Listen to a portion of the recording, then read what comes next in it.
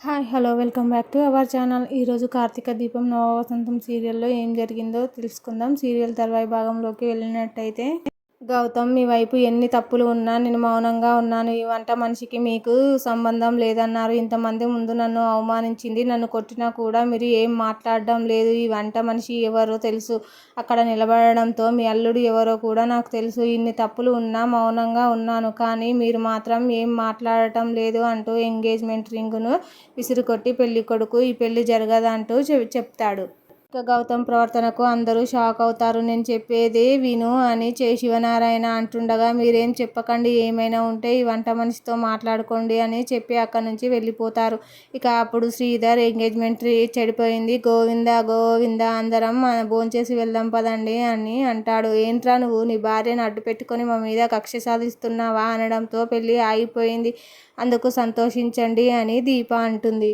నువ్వు మాట్లాడకు, నేను చూస్తేనే అసహ్యం వేస్తుంది అని అంటాడు శివనారాయణ. అన్ని తప్పులు మీ వైపు పెట్టుకొని మళ్ళీ మాట్లాడడానికి వచ్చారు. నీ భార్య సుమిత్రకు, జోష్నకు నీతో పెళ్లి చేస్తానని చెప్పి మాట ఇచ్చింది.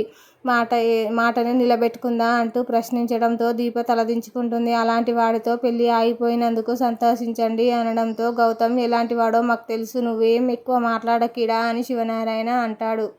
ఇక నువ్వేం ఎక్కువ మాట్లాడకని శివనారాయణ పారిజాతం అనడంతో, అయినా జోష్నకు తెలీదా, కార్తీక్ తెలీదా గౌతమ్ ఎలాంటి వాడో అనడంతో, జోష్నకు తెలియకనే ఒప్పుకుంది అనడంతో, నాకు అంతా తెలుసు, నువ్వేం మాట్లాడకు దీపా, నువ్వు అనుకున్నది సాధించావు, నా పెళ్లి ఆగిపోయేలా చేశావు అని అంటుంది జోష్న. నీ కోడలు నా మీద ఎందుకింత పగబట్టింది, నువ్వు కావాలని ఇదంతా చేశావు, నాకు తెలుసు అని అంటుంది జోష్న. అప్పుడు అందరూ దీపను అసహించుకునే వాళ్ళని దొంగ కన్నీరు కారుస్తూ ఉంటుంది. అబద్ధం ఆడుతూ ఉంటుంది జోష్న. పుట్టినప్పటి నుంచి ఇంట్లో బయట అందరం కార్తీక్ని బావ, నా భర్త అనుకున్నారు.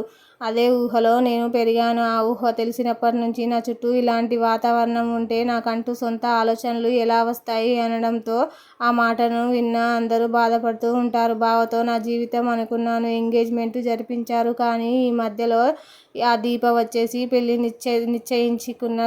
నిశ్చయించుకోవడంతో ఆ రోజుల్లో పెళ్లి అయినప్పుడు కూడా ఈ దీపనే ఆపింది అని దీపను తిడుతూ ఉంటారు అందరూ.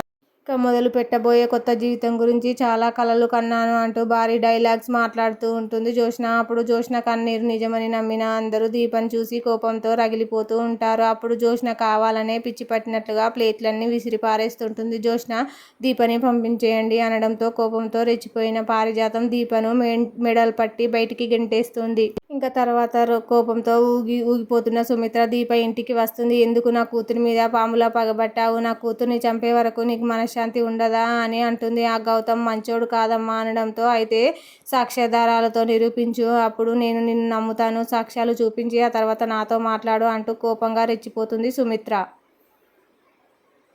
Thank you for watching. రేపటి ఎపిసోడ్లో ఏం జరుగుతుందో తెలుసు.